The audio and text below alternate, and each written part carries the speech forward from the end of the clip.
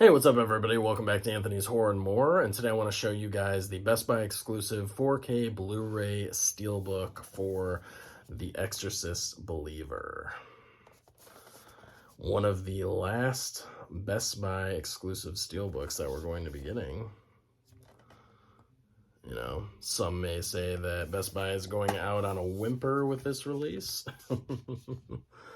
I have not seen this film, but I have watched all of the special features except for the commentary, because I thought it would help if I heard, all the filmmakers and, actors and everybody, all their thoughts on this movie before going into it, because I've heard nothing but negative things on this film, and I kind of wanted to clear my head and, see what the people that actually worked on it had to say. And the special features on this are really solid, I gotta say that. But you have Making a Believer, which, goes behind the scenes. You get to, they talk to David Gordon Green, the two actresses who play the young girls, Christopher Nelson, who's the makeup effects artist, and a lot of other people that are involved in this. And I would say it's pretty informative. David Gordon Green lets us know that he grew up religious. He would go to church and everything, but he would also question faith while he was there.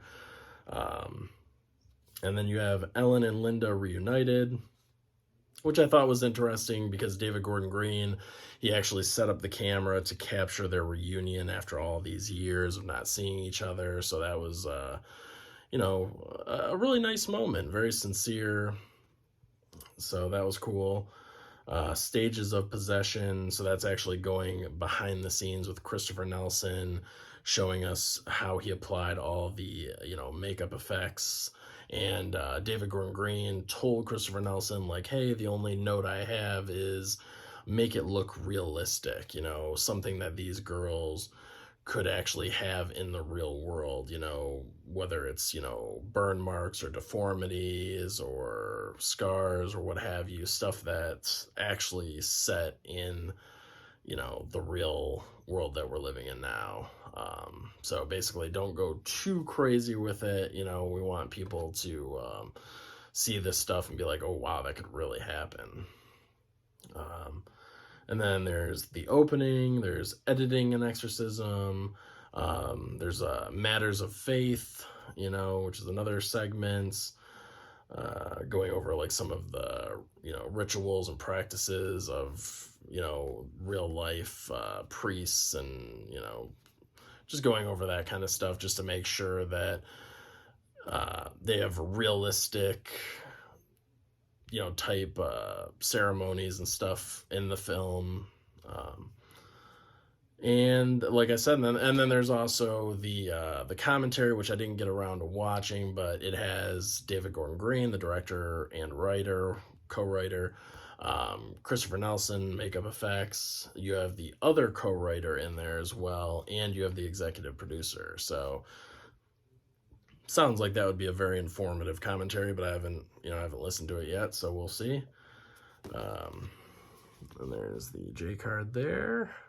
They don't have all the special features on there, so it just goes to show you how many there actually are, but there are some of them. And you do get a digital code. Let me show you the full inside artwork. And like I said, I look forward to checking this movie out. I really do enjoy the original Exorcist quite a bit. I think it's a great film, the original. And, I just want to watch this movie and judge it on its own merits. I don't want to, even though this is a continuation of the original Exorcist storyline, I just kind of want to watch this and see what they did with it. I'm not a die-hard original Exorcist fan because I didn't grow up on it. I think the movie's fantastic, don't get me wrong, but I can't say that like I lived and breathed The Exorcist, or anything like that, because I really didn't. I didn't grow up watching it. I didn't watch it until way later on in life, and I probably appreciated it more because of that, because I was older and I could understand it more and everything, and I respect the work that Blatty put into it, because it's all based off of his book. And I think Friedkin is an excellent director. I like a lot of his films, not just The Exorcist. But yeah, I look forward to this movie. And like I said, I'm just going to go into it with, just probably pretty low expectations just because of everything I've heard. But also I feel like because I watched all these special features and all the work that, these guys put into it, and I don't know, I feel like I've got a little bit more respect for it now, just because you could tell that they were trying to make a good movie. Whether people believe it or not, if you watch the behind the scenes, you can tell they're really into it, they're invested, they're trying. But maybe the writing just wasn't there, or maybe they didn't understand or respect the original Exorcist enough, to make the fans happy, or maybe it's just one of those cases where, hey, don't touch the original. It's a classic. Just leave it alone. And, and that's it. Even though I am a big fan of The Exorcist 3. I think that's also a phenomenal movie. But